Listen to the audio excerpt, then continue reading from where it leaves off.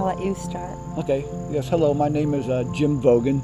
I've been the superintendent of Greendale Cemetery for 37 years, and started as a part-time job, and me and my wife, Mary, and our children, and so that's what we do. My name is Mary Vogan, a lifelong resident of Crawford County. Grew up in East Mead Township, and we were high school sweethearts. Got married pretty young, I'd say, and he was working at Greendale during high school. Continued that then while our early married years, and moved here, and it's been, I would say, an adventure almost ever since.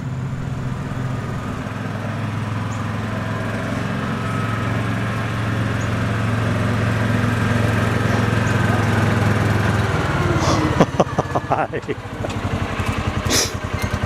there, Mike. Greendale Cemetery was incorporated in 1852 after the Pennsylvania legislature declared that cemeteries should not be within third-class city boundaries. So the city fathers at the time determined that this would be a lovely place to have the community burial grounds. So when you cross the threshold of the gate, you are now then in West Mead Township. It was established as a cemetery and a park so that it would be enjoyed by the community in other ways than just being a burial grounds. So that's why you see roads and sections laid out different than what you see in normal cemeteries where they're in rectangles and in rows. This is laid out to be curved and interesting for people to actually walk around and enjoy. That's what I think is important about our area here, is that it's so much more than just the community burial grounds. Oh my gosh, it's countless things. Just its beauty and what it means to the citizens of this town, and it's park-like atmosphere. It's so much different than so many different cemeteries you drive into that have the straight rows and roads are straight. You know, you come with up here no trees. Beautiful trees and the winding roads and the curvings, and when the rhododendrons come out in bloom in the spring, I don't care how long you've been here, it just takes your breath away. It does. It's awesome. It's it awesome. Really is. Every year you see it, it's something different. Yeah. And there's always a new adventure, and it's been our baby, and it was incorporated as a cemetery and park. That's important. It's just not a cemetery.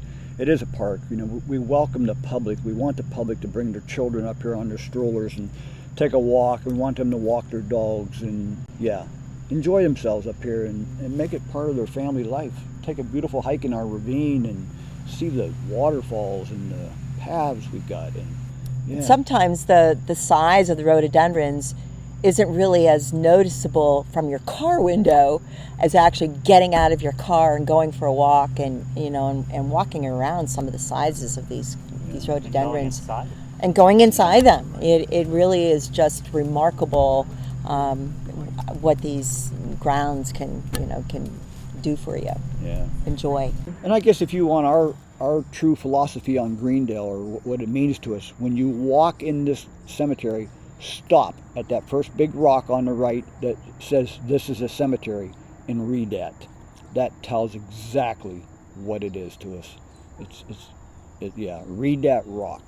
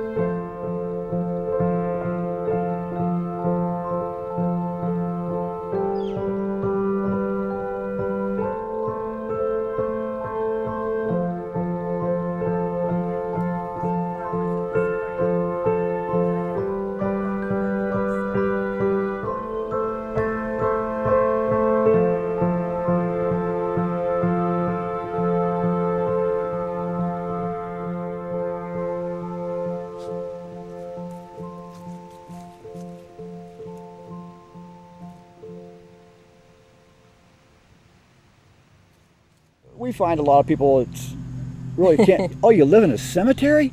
You know, they can't believe that. They think it's sort of creepy and scary. And have you ever heard anything at night? Have you ever seen anything? They always ask you, you know, which the answer is no. We've never noticed anything unusual about living here. I did bring home a babysitter, and she would not stay here. We pulled in the gate. She said, "You live in the cemetery?" I said, "Yes, I do." She said, "Take me home." And I had to take her home. She would not stay. But other than that, we've never had any issues. You know, we didn't get paid much, I guess, because they provided the home, which is a blessing and not so much. Both ways. Not so much a blessing when you get to your retirement years, when you're going to lose your home. You got to go out and buy a new home or build a new home, which we were facing that. And it's not like we just started this job and were thrust into the house or something. I worked here for 6 or 7 years prior to that, so I knew what was going on and stuff. So it wasn't really a new adventure for us. We knew what to expect, and it's been good. It was nice not driving to work every day. Now that I retired and found out that I got to drive my truck back and forth to work every day and costing me $40 a week to get to work. That's why you see that blue scooter sitting over there. That's how I get to work now. I grew up about a quarter of a mile from a small cemetery too, and I think again it was part of our playground. And I don't know, I guess I didn't really ever think about being frightened. And I guess it's part of your upbringing too, whether you're fearful or, and we didn't have any of that. And so at that there were point, no issues. At that point in my life, I was so happy to leave Channel Lock. I wouldn't have cared. Nothing against Channel Lock. You know, it supplied me with a working job, and it's not a bad place to work, but it wasn't for me. I was an outdoors person all my life, and I couldn't work inside. So I would have came for next to nothing. Whenever I start a new job and you have to have that interesting fact, that's always what I lead with, is that I grew up in a cemetery. It's just my icebreaker, so that's my way of introducing myself. And a lot of people think when you say that means you lived by a cemetery, nope. And you always have to say, no, inside a cemetery. And they're like, okay, inside. They always think it's creepy, but I don't think any of us really have that sense. That's immediately what they jump to. Is you have scary stories. Ghosts or scary stories, or were you scared? And I do remember watching Night of the Living Dead for the first time and getting too scared. I was probably like 5, and going outside into the cemetery. That was the only time I remember being scared of the cemetery, was because that opening scene in Night of the Living Dead takes place in a cemetary. Mm-hmm. And I went outside because Daryl was watching it. He wasn't scared, but I had to leave. I couldn't take the whole zombie thing. So I went outside. And this isn't helping. This is the wrong choice. Yeah, we don't like people coming up here at night. The gates are shut every night. Of course, they're just window dressing. And there is a sign on there that says no trespassing after dark.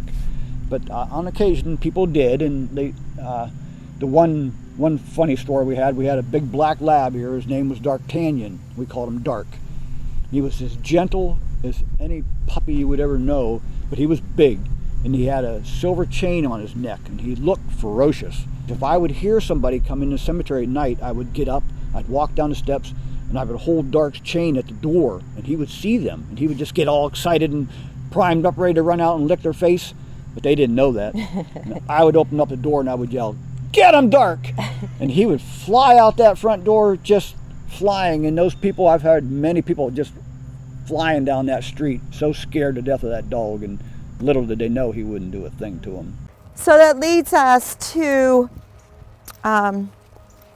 Colonel Monroe Reisinger. He was one of our 2 Medal of Honor winners, and it was because of the Battle of Gettysburg that he was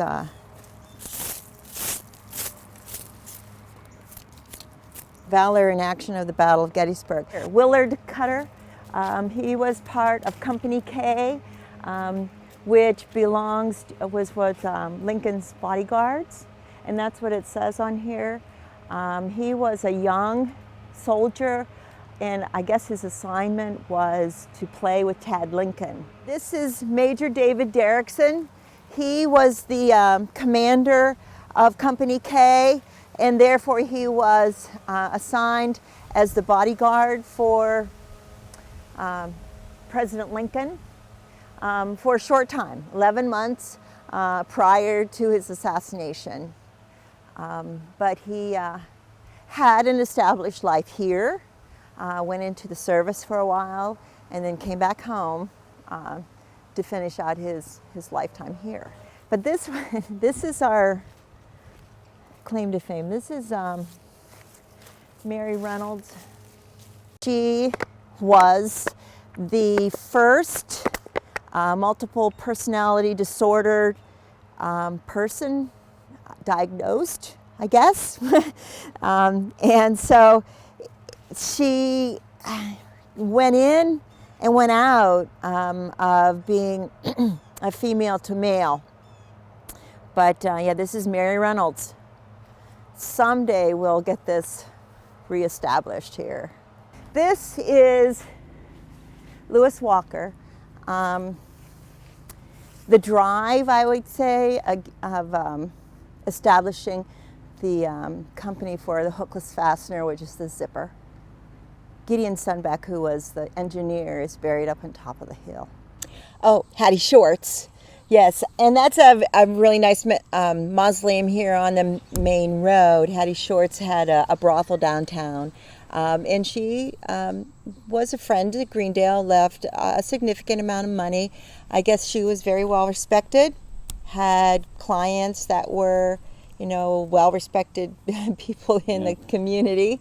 So yeah, there was Hattie Shorts. And then we also stop at the receiving vault, which is right below Hattie Shorts, the white building when you come in the cemetery gates to the right. And that was built in 1875, and that was built for the purpose of putting bodies in the winter when the ground was too frozen to dig. And they had a plant on the outside of the building called a service berry, and it would produce the berries as the ground thawed out.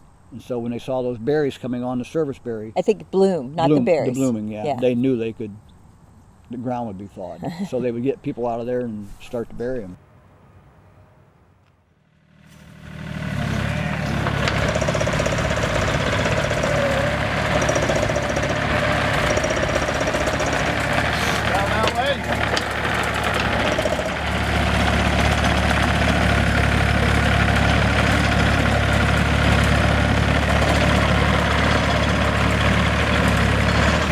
Where did the term 6 feet under come from? Back in the Western, they said they'll shoot you, they'll put you 6 feet under there.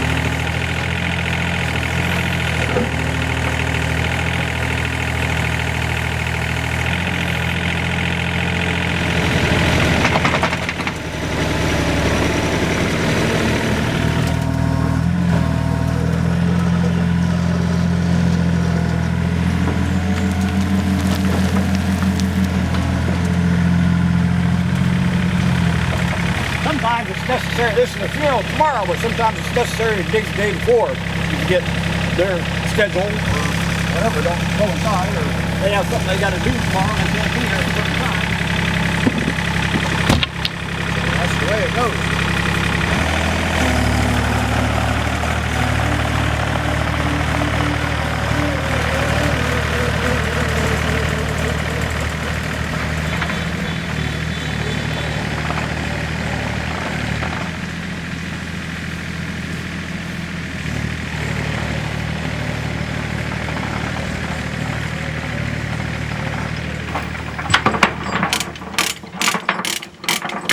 Not so easy in the winter though.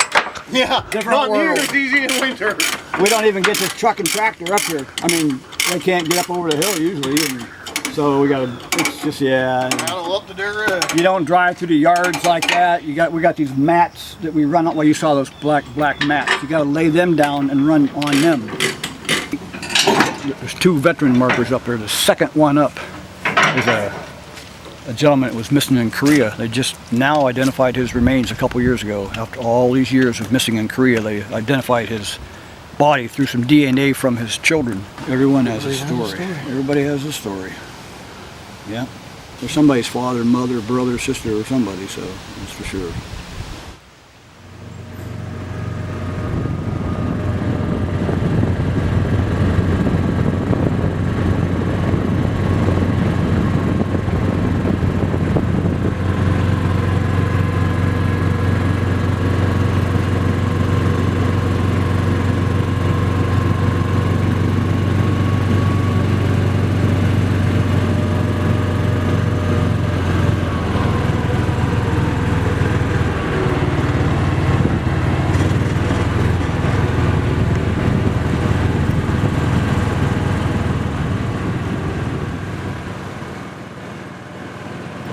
Looks like we're blocked. Looks like we're not going that way, are we? That must have just happened. It must have just happened. Huh, guess we gotta go backward. Okay, well, here we go. Come on, Lily, this way. Used to have dozens of dogwood trees, but there's a blight for the native dogwood, and so we probably have maybe half a dozen that are still viable. It's too bad because that, is such a beautiful. It's so pretty in the spring. You can see how where the leaves come down and how pretty it makes the grass. And of course, Jim doesn't care for that. These are where the stones that were brought up from the lower cemetery, and they didn't have any remains nor any family plots that they could put them on, and where this tree then has grown over them. Oh, and this is one of our U.S. colored troops, Sergeant William Green, Company F, and he was in the USC, the United States Colored Infantry. We have probably 5 in this cemetery, and possibly, I think, maybe another 5 in the county. So when they celebrated the colored infantry, we were selected as the site for the county. And that's why we have a boulder down in the park area for the U.S. colored troops. And this is one of them, Sergeant William Green. So these are the ones, because I filmed these, but I didn't know that there were no bodies here. Yes, there wouldn't be any remains because, see, of course, there's not enough room on that backside there.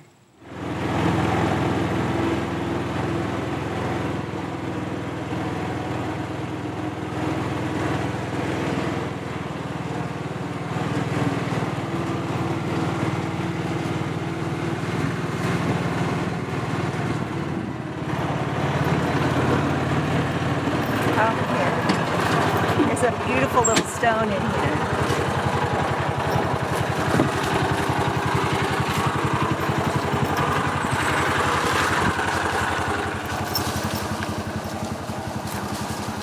Oh, wow. Isn't she pretty? And we've pulled this back a bunch, but she still gets buried in the green. Oh wow, there's so many hidden treasures here. Yeah.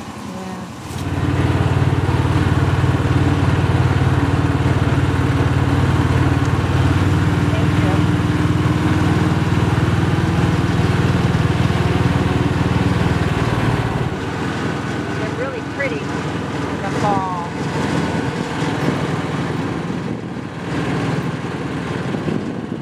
I guess there's city ordinances that says that they're not allowed to plant it in cities anymore unless they know that they're a male tree. Because they stink. The Yeah, apples because stink. the apples smell, but they must have a male and a female. And Jim, he's so bad. He doesn't like them. So you can see the apples on this one. He takes the bucket of his tractor and bangs into the tree in order to knock off the leaves because they don't fall the same time that all other ones. So he's so bad. But a bunch of them are scarred like that. That's from Jim. He's a fanatic about the leaves, huh?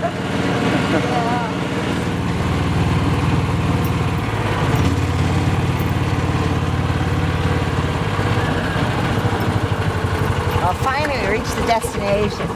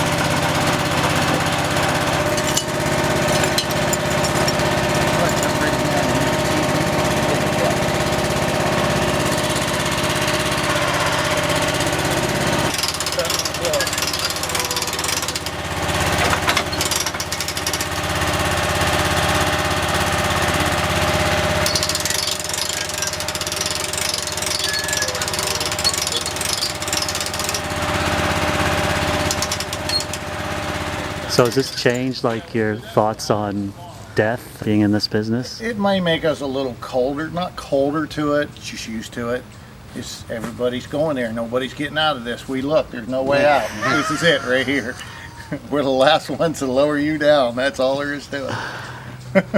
I mean, it's still, you have a loved one die, it's still just as hard on It's you, but tough. you just learn to, you know what the procedure is. So do you want to vault like this when you're done? I buried my mom and dad in this That's the only vault. thing about working this business, you know, to spend your money on the vault, get a good vault, and do A a little cheaper less money on a casket. casket. This is your outside protection. This is your house. Why have a nice couch if your roof leaks? Yeah, that's the easiest way to explain it. That's the you know? easiest way to explain it. Why have You a can nice have house? $1 million couch, but if you have a roof full of holes and it's leaking, it ain't gonna do you no good. But yeah, my parents both died a year ago, and they're both in the same vault in a very, very wet cemetery that we grew up beside. And I'm sure that they're just as tucked away as can be. So, Well, we better get to St. Agatha. yes, I've got to go dig another one. So No, I was wondering why you both were up here. I'm going to help Steve I because was going to yell at you guys. why are you going to yell? Well, I don't need two of you up here. Always yelling. That's that bad part about this That's cemetery. that grumpy guy again. Wait till leaf season starts.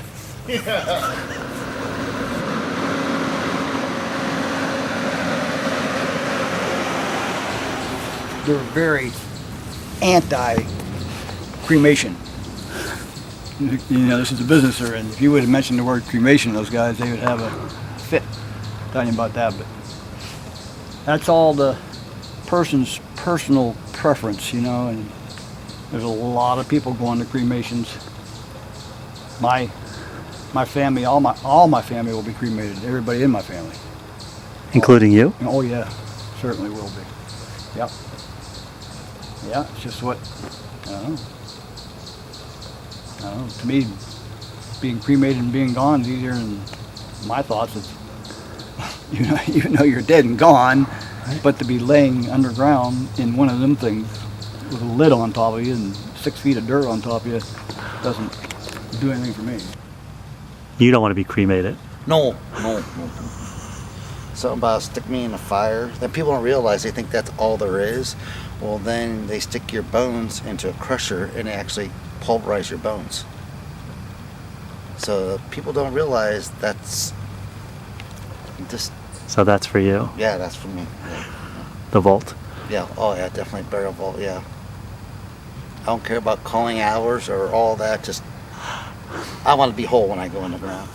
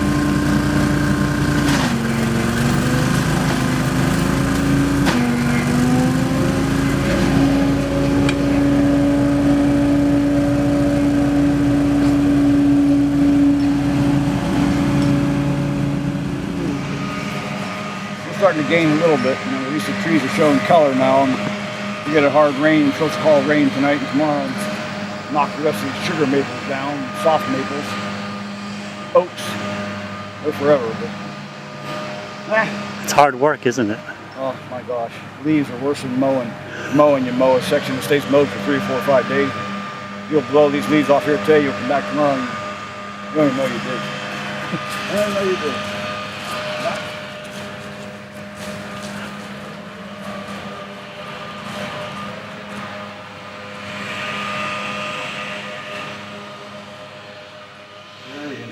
Books. These old books here are interment books. They go by month and by year.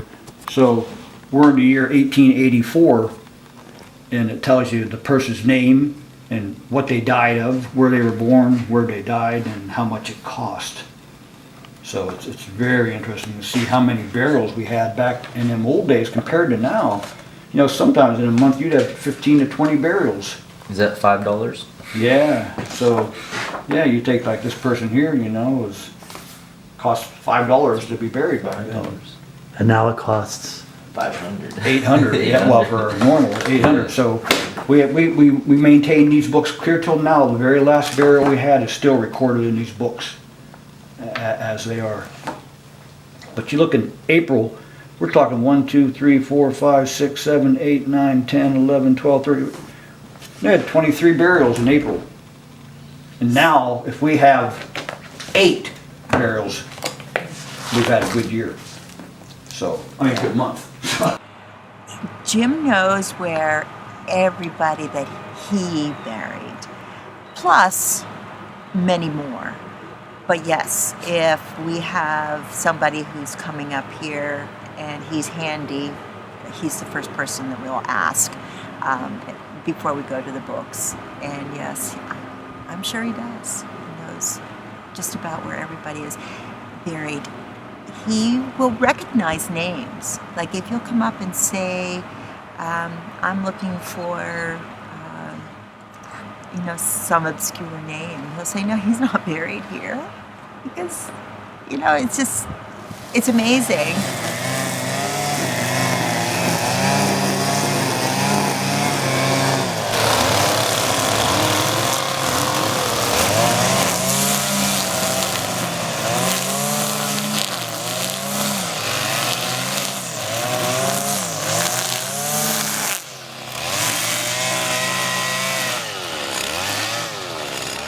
Someone was so enthralled by Augusta National Golf Course, he wanted that scene on there, and it's beautiful. It's a big one. Beautiful etchings. Yeah. Is that becoming more in style, do you think? Yeah, more and more in style. You know, people getting personalized. Get a picture of your home, whatever you want, put on your stone, and yeah, it's an up and coming thing, that's for sure. The thing about, when you see us trimming like this, what you got to understand is we put in 50 new monuments a summer. So, of course, over 30 years, you multiply that, so yeah. It's not like you're trimming the same amount of stones every year. Next spring, we'll be trimming 50 more monuments than we're trimming now. Well, there's 26,000 people buried. The majority have tombstones, so yeah. Of course, that's 1 for 2 sometimes, but still, it's yeah, adds up. Yeah, we go into a lot of little rural cemeteries doing cement work, me and my wife Mary, and we'll come across a lot of cemeteries that don't have the money and it just trimmings left go, or they try and use Roundup around every stone to kill it so they don't have to trim it, which looks terrible. So yeah, it takes a lot, $500 trimmers. You know how much of that string we use in the summer? Thousands of dollars of string in the summer just to trim. That's not including the gas and the oil, the mixtures, and so yeah, no stopping. Yeah. So is this one of the things, though, you like about the job, is being outside? And... Oh yeah, it is. You take the good days and the bad days. You'll get days with, like today when it's overcast and you're getting wet and stuff, but then you'll come up tomorrow and it could be just pure sunshine. The birds are singing and the bees are flying around. So yeah, it is. And you're retiring in December? Next December. Next December. 2019. Yeah, will give me 40 years. 40 years. And if you take the 40 years and then the several years I worked before I took the job over, that's 47. So then another year when I came back. So I'll have 48 years and I'll only be 65. So 48 from 65 is a long time up there. Yeah. But I have a feeling you'll be coming back even after you're retired, huh? Well, no, I'm going to stay. Ah. I'm just going to retire, but I'm going to stay on and become Patrick's right-hand man to help him do everything. And plus the fact that I'm 64 and I took a 30-year mortgage. So that drives the idea of keep working.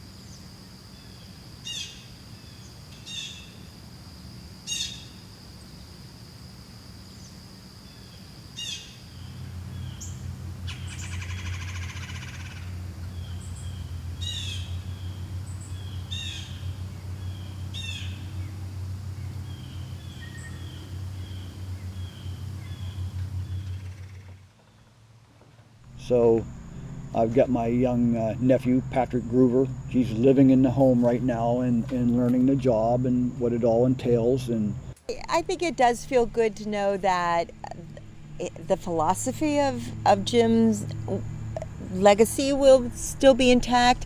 I'm sure that he isn't going to be as obsessed as Jim is with the grass. Well, yeah. Although Jim's going to be mowing grass, I think, for a long, long time. There's details up here that people don't even think about. They don't even know. Like this past Sunday, for instance, I went to church, and it was raining Saturday night. It rained hard, and we had them 2 barrels in which you were up there. Well, I knew after that rain, those barrels were going to be sunk. They were, the rain comes, you've got a fresh hole in the ground, so down it goes.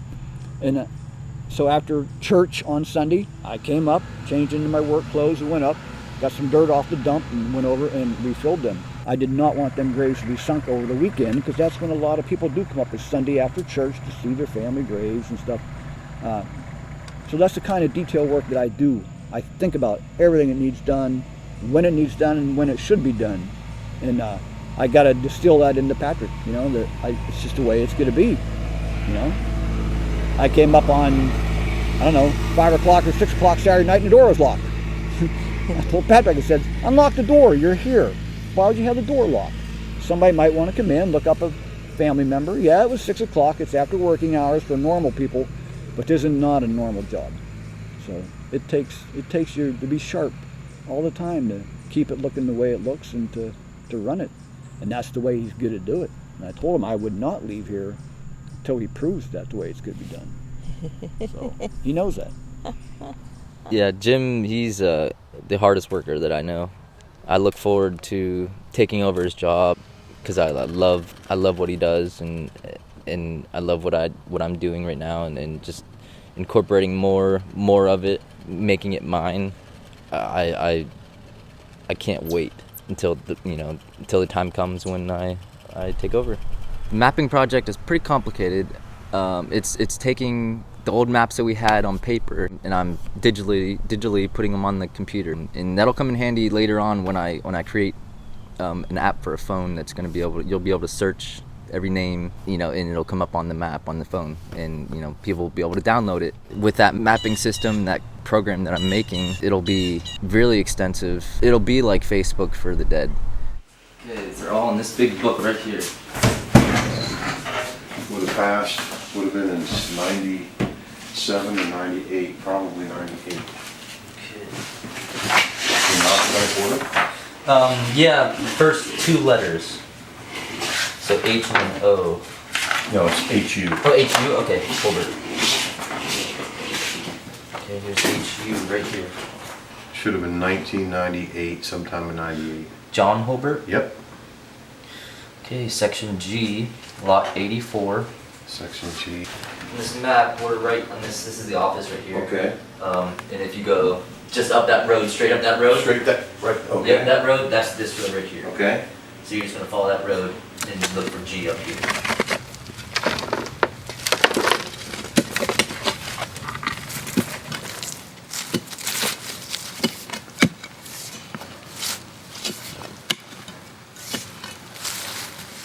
But you never had a clue this much work to a cemetery, did you? People don't. People see a big cemetery, and they think, I gotta mow it, you gotta trim the grass, and that's all you got. They don't realize you got foundation work, you got topsoil, and you got sunken graves, you got grass eating, and tree removal, tree care, limb pickup, leaf removal. Yeah, a lot more to it than just mowing the grass. And that was an interesting article I got down there in the office somewhere about, where else does a business do something forever the way we do? It's an indefinite amount of time that this ground will be taken care of. Somebody will be up here 50 to 100 years from now, and they'll still be digging foundations, and they'll still be mowing, and they'll still be trimming. Doesn't end. We'll come back Monday. We'll fill that hole full of cement, then we'll flip the cement pad over on top of the cement we poured. That'll be what the stone sits on. We make these so we don't have to worry about fresh cement. You know, if we poured that up with fresh cement an hour from now, it could rain really bad and make trouble for us, or someone could come along and step in it or whatever. You don't have to you don't have to screen it off with a board, and you don't have to clean your trials. So these pads are wonderful for us. So that's what that's for, using it on that. Wow, and every time you put a headstone in, that's what you have to do. Gotta do it for everyone. Me and my wife actually have we actually work for Sunset Memorials part-time. So in the evenings after I'm done working here, me and her go and we'll go to every cemetery that Sunset Memorial sells a stone to throughout Crawford County and Erie County. Me and my wife have to go do this for everyone. So I not only put in about 40 or 30 or 40 or 50 up here, we do probably close to 100 to 125 part-time for down there. So, yeah. Jeez, when do you sleep? Sometimes I don't. But it keeps you in shape. Here? You're not fat and old.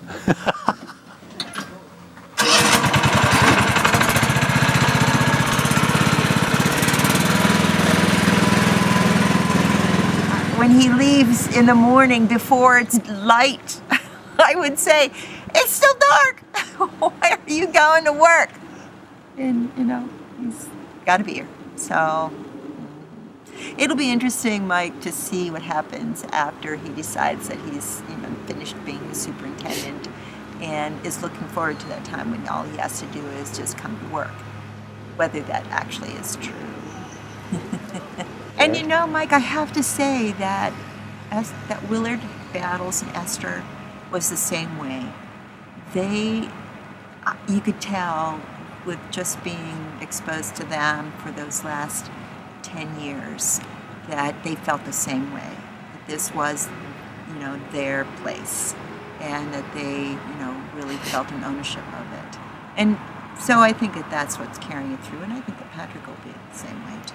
And really, what's not to? What's not to love? Really, it's like living in a park. There's a few things you have to do, but yeah.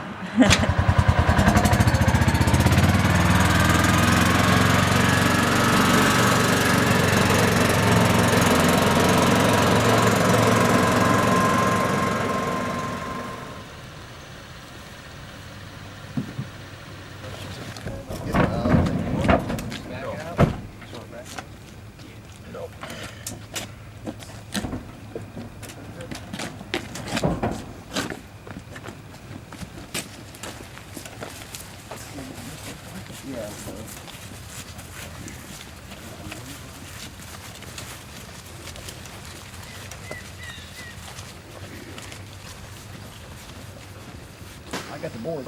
Okay. Okay. 1, 2, 3, left.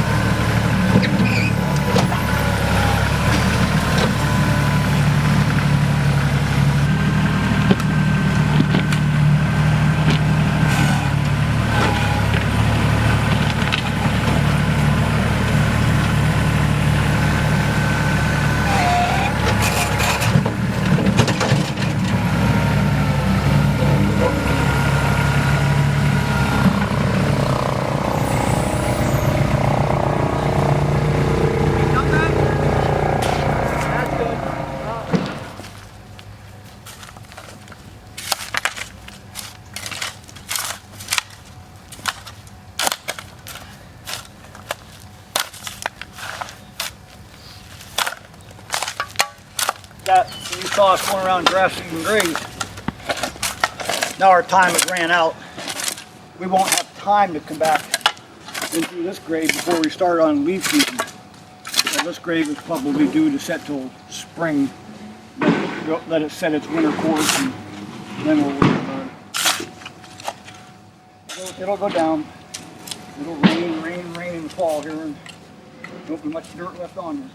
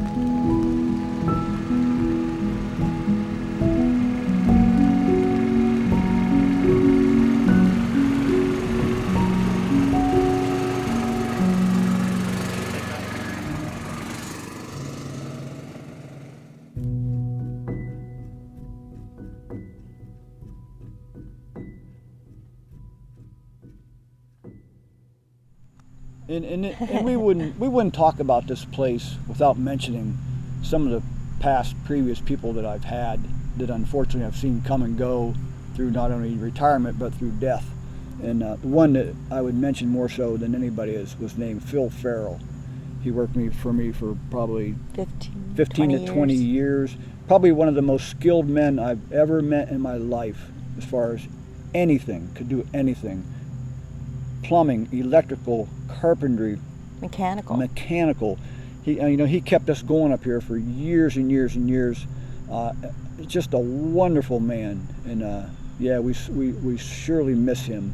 And he, like I say, he had about 20 years in, and got prostate cancer, and finally took him. But yeah, but we have to mention our crews that we've had throughout the years, that we sort of pick our people that we want, and yeah, we have good people, real good people.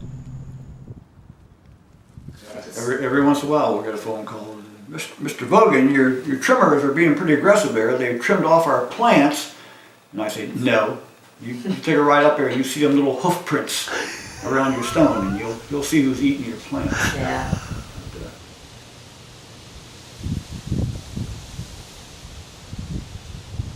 He always did say we should have, make like a captain's log, but that neither one of us are writers, so it really never happened. And Well, you're good at telling them. We were there one time, and a guy came up to the house and he said, "Oh my God, there's an old lady fell over the bank."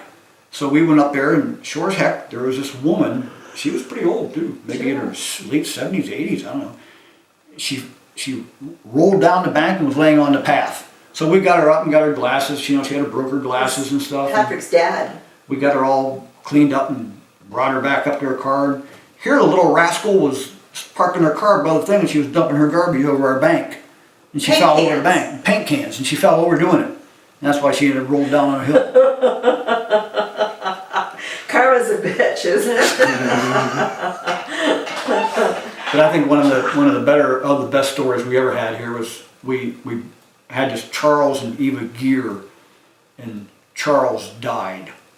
So a week or so after he dies, I get this phone call, and you could tell it was Eva just the way she talked. She always said, "Mr. Vogan." I'd say, "Yes, Eva." She said, "I was talking to Charles today." And of course, Charles is dead. Charles said the tombstone tipped over. "Eva, the tombstone's fine. There's nothing wrong with it." About a week later, the phone rings. "Mr. Vogan." I said, "Yes, Eva." She said, "I talked to Charles today, and he said there's a vine growing all over the stone." I'd say, "Eva, it's not. It's okay." So this is the third time this happens. "Mr. Vogan." I said, "Eva, I was talking to Charles today. Charles told me to tell you, please do not call me again." And I never heard from Eva until she died. Again, never heard back from her.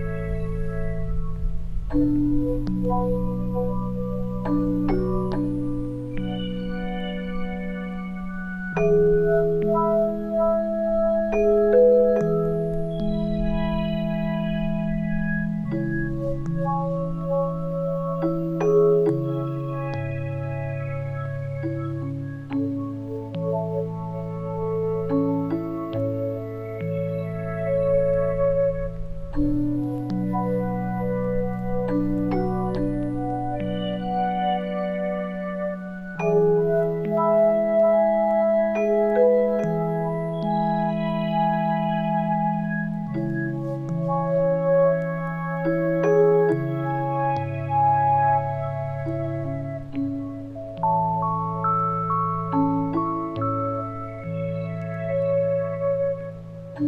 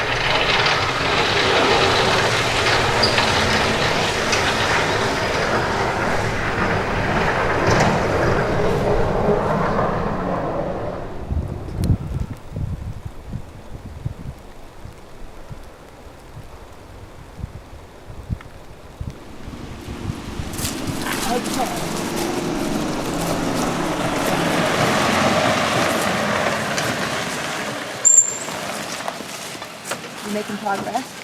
Well, it's down. There's just nothing down. This is as slow as I've ever seen it in my years. It's just, they're green. They're not even turned colors. There's nothing uglier than all them leaves laying on the ground.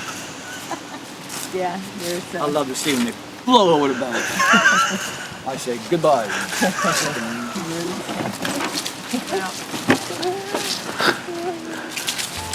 This is an interesting monument too. Everybody is wondering what and where they all came from. Everybody is worrying about where they're gonna go when the whole thing's done. But no one knows for certain, and so it's all the same to me. I think I'll just let the mystery be. Some say once gone, you're gone forever, and some say you're gonna come back. Some say you rest in the arms of the Savior if in sinful ways you lack.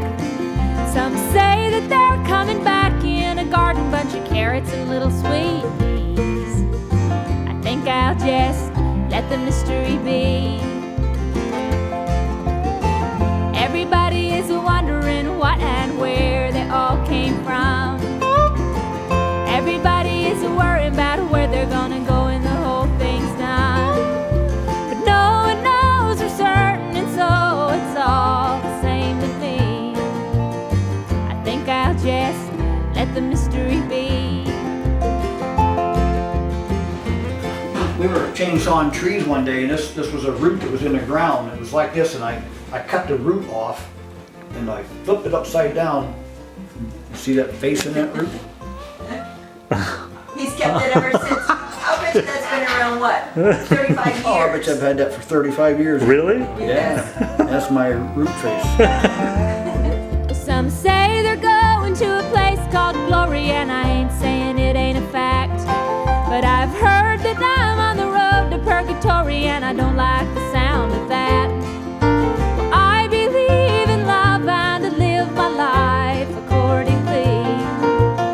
But I choose to let the mystery be. Everybody is wondering what and where they all came from.